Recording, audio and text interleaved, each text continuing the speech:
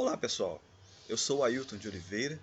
Eu e minha esposa Júlia, nós somos pastores de jovens na Igreja Presbiteriana do Pichincha, sob a direção do Reverendo Fábio Castro.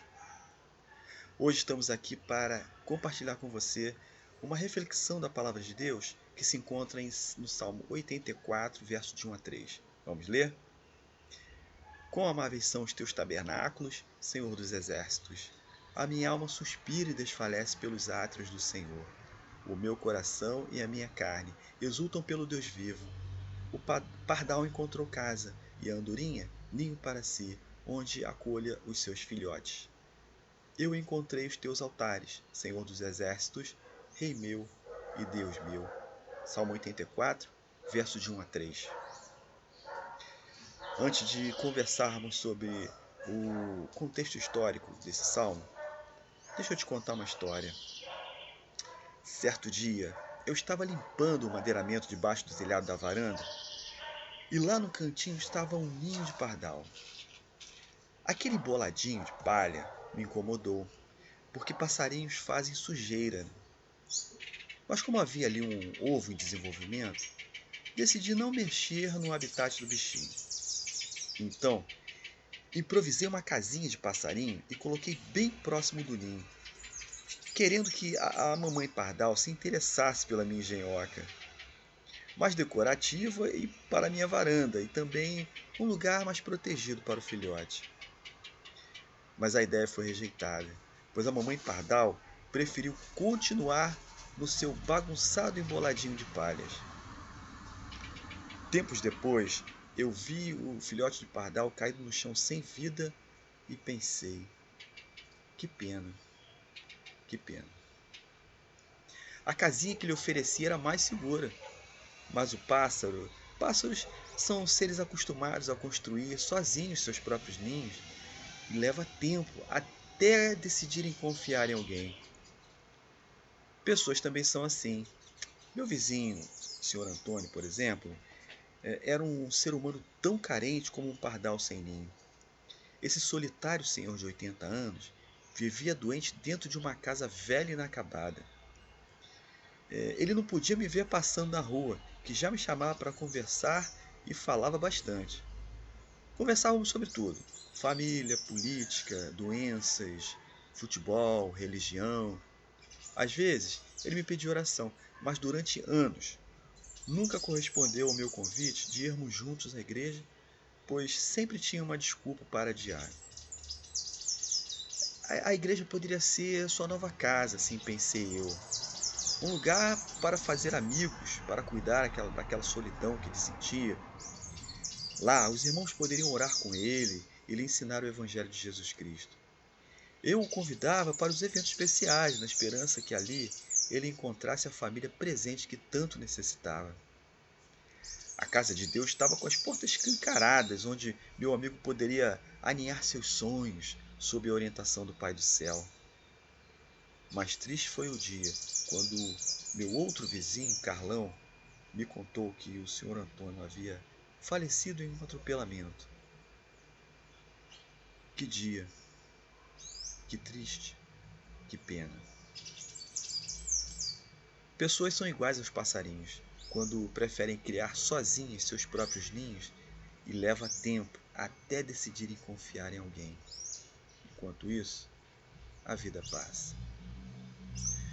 Ao ler o Salmo 84, imagino o autor distante do edifício que muitos consideravam sagrado, o templo do Senhor, expressando a saudade de estar ali, onde os pássaros podiam livremente voar, enquanto ele, naquele momento, não podia. O poeta estaria se lembrando de um ninho de pardal que viu quando esteve no templo, bem lá no canto superior. Mas ao contrário de mim, que não gostei de hospedar o pássaro em minha casa, ele se encanta com a presença dos pequenos visitantes e diz: este lugar é tão amável que até o pardal encontrou casa e a andorinha ninho para si, onde põe seus filhotes. Houve um tempo em que os tabernáculos de Israel significavam a habitação terrena do Altíssimo. E no reinado de Salomão, essas tendas suntuosas se transformaram em palácio. Multidões peregrinavam até Sião para adorar o Senhor dos Exércitos e ali receber a bênção. O esplendor do edifício produzia coragem nos guerreiros. Era a maravilha arquitetônica da época mais próspera da história do povo de Israel. Era a inspiração do saudoso poeta que declara: pois um dia nos teus átrios vale mais que 1000. Prefiro estar à porta da casa do meu Deus a permanecer nas tendas da perversidade. Salmo 84, verso 10. Em seu recital carregado de sentimentos, o salmista entusiasma o povo para se achegar a Deus nesse lugar de segurança e união. A casa terrena de Deus, o edifício erguido entre os montes, aninhava os sonhos de toda uma nação.